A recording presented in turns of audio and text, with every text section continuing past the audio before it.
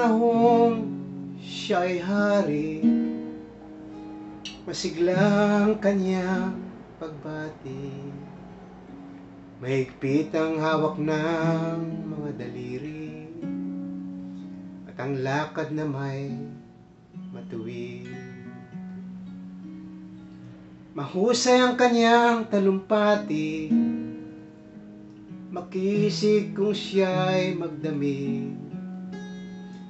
Malalim ang kanyang pag-iisip, at ang lahat ay sa kanya nakatitig. Ngunit ngayong siya'y pagod na, mahina na rin ang katawan, pinagmamasdan na lamang sa bintana ang unti-unting pagdaloy ng ulan. At ang unang tanong sa umaga, kung ano ang kanyang nagawa sa paglipas ng 70 taon, nang siya'y malakas at bata pa. Si Lolo Jose, si Lolo Jose, si Lolo Jose ay matanda na, ngunit mahal ko pa si Lolo Jose, kahit siya ngayon ay laos na. Sa piling ng mga alaala, lagi na lamang nag-iisa. Kahit sulyap, walang maasahan, sa anak na di man siya mapagbigyan. At ang unang tanong sa umaga, kung mayroon pa siyang magigisnan, naliwanag sa nalalabing buhay.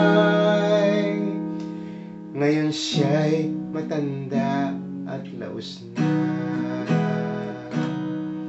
Si Lolo Jose, si Lolo Jose, si Lolo Jose ay matanda na, ngunit mahal ko pa si Lolo Jose, kahit siya ngayon ay laos na.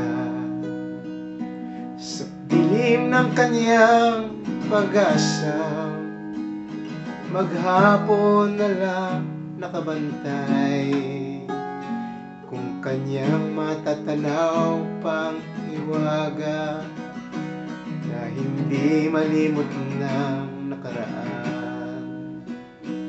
At ang diwa ng kahapon di na matagpuan,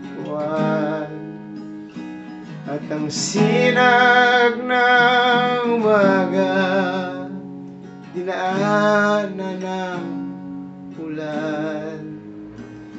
At ang hirap na nasa puso di na mapantayan.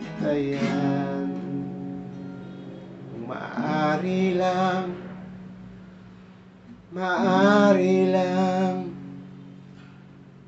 pawin ang dusa. Si Lolo Jose, si Lolo Jose, si Lolo Jose ay matanda na, ngunit mahal ko pa si Lolo Jose, kahit siya ngayon ay wala na.